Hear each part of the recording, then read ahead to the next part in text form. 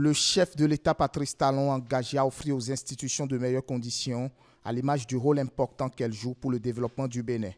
Lors de la présentation de vœux aux institutions de la République, il a de façon particulière instruit le président de la Haute Autorité de l'Audiovisuel de la Communication RAC pour des réformes urgentes dans le domaine des médias.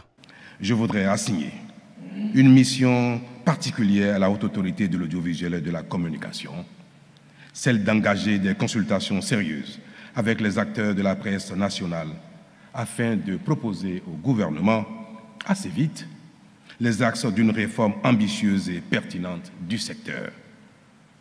Personne n'ignore, en réalité, que le secteur des médias au Bénin mérite une thérapie d'envergure pour favoriser l'avènement de véritables entreprises de presse dans lesquelles les professionnels bénéficient de conditions de vie décentes pour cesser d'être exposés aux vices, à la précarité et à l'incertitude du lendemain.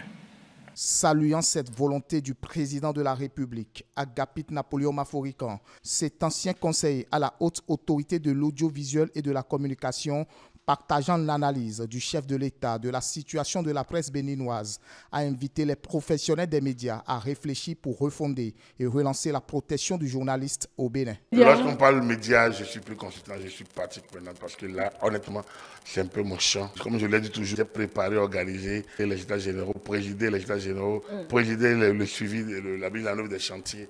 Je suis toujours concerné par l'évolution de cette profession. Je suis revenu dedans, je croyais être parti. Je suis revenu depuis 4 ans, j'y suis, j'y prends du plaisir, mais je me désole toujours des conditions dans lesquelles on évolue. Regardez, pendant les campagnes électorales, on a les médias, si ce n'est pas ce que la HAC a négocié comme contrat pour qu'on diffuse les débats, les messages. Aucun parti, en tout cas nous ici, au niveau de télé, aucun parti n'a mis un copec. Et pourtant, ils vous invitent, même le jour même, ils vous invitent à venir couvrir. Ils vous invitent, mais à 1h, on dit, on couvre, mais aucun, un copec, ils ne mettent. Mais c'est les premiers qui vont dire, ah, les médias sont parce que tout le monde veut les médias. Personne ne veut payer le service des médias. On va dire, non, mais nous prenons en charge le PRDM. Donc, et justement, c'est une profession PRDMisée. Ça ne peut pas continuer comme ça. Et ça, c'est la classe politique. Là, c'est toutes les corps constitués qui pratiquement font de ça. Et comme le marché publicitaire n'existe pas, vous voyez, aujourd'hui, avec les web radios, web télé, tout le monde y va. Même avec 20 000, 25 000, ils y vont. Mais une télévision privée comme la nôtre, c'est lourd. C'est du matériel déployé. Et Canal+, Canal 3, Gold et autres. Carrefour TV, tout le monde sait que la télé, moi je l'ai découvert tardivement, je ne suis pas de la télé, mais je découvre, mais la presse écrite aussi.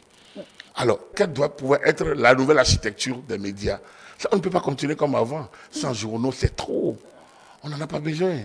Les médias sociaux, quelle doit être leur place par rapport aux médias classiques qui ont une vocation sociale? Les ONG les invitent, les partis politiques les invitent gratuitement. Tout le monde les invite. Alors, si vous faites pour les partis de la mouvance, vous devez faire pour les partis de l'opposition. Si vous faites pour l'opposition, parfois on supplie même les gens pour qu'ils viennent intervenir. Alors, tout ça a besoin d'un regard de l'État. Merci au chef de l'État et courage à la HAC. Et nous mettons à sa disposition pour l'accompagner si elle a besoin, elle nous sollicite. En tout cas, on n'attendra pas qu'elle nous sollicite, mais on va vers elle pour partager aussi notre vision.